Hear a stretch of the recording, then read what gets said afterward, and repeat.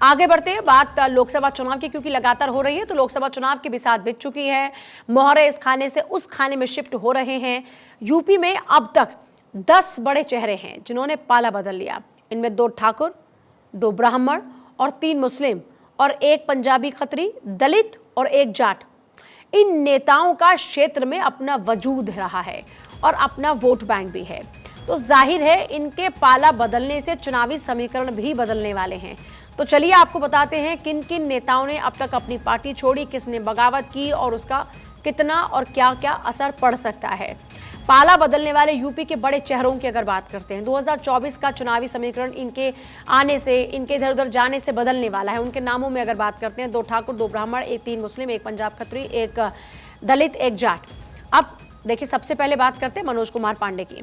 Samajwadi party के बड़े नेता और बीजेपी में अब आ गए। हालांकि पिछली बार नाराजगी चल रही थी, लेकिन उस वक्त सपा रोकने में कामयाब रहे, लेकिन इस बार वो बीजेपी में आ गए। सपा सरकार में मंत्री रहे, 3 बार ऊंचाहार विधानसभा से विधायक रहे। बीजेपी रायबरेली सीट से प्रत्याशी बना सकती है उनको। अब एक और नाम आता रितेश पांडे का। बीएसपी से बीजेपी ज्वाइन कर ली। अंबेडकर नगर से बीएसपी के सांसद थे। अंबेडकर नगर में अच्छा प्रभाव, उनके पिता सपा से विधायक हैं। अब बात करते हैं अभय सिंह की। समाजवादी पार्टी से बीजेपी में गए, क्रॉस वोटिंग करके बगावत की, वाई श्रेणी की सुरक्षा मिल गई। गोसाईगंज विधानसभा से विधायक हैं, 2 बार विधायक बने गए हैं। अब एक और नाम है दानिश अली का। बीएसपी से कांग्रेस में गए हैं दानिश अली। भाजपा सांसद के स्टेटमेंट से चर्चित हुए। अमरोहा में दानिश अली का अच्छा खासा प्रभाव माना जाता है। 2019 में कुंवर तंवर को 63,000 वोटों से हराया था। कांग्रेस ने अमरोहा से दानिश अली को चुनावी मैदान में उतार दिया है। अब बात करेंगे इमरान मसूद की।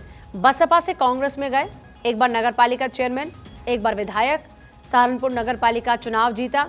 मुजफ्फराबाद विधानसभा से निर्दलीय चुनाव जीते। यूपी के बिजनौर में आप देख रहे हैं लगातार किस तरह के सियासी हालात वहां पर भी लगातार बने हुए हैं। तो इस तरीके से आप देखें तो आप लगातार जान रहे हैं कि चुनावी समीकरण नेताओं के इधर से उधर जाने के कारण लगातार बनते हुए नजर आ रहे हैं नए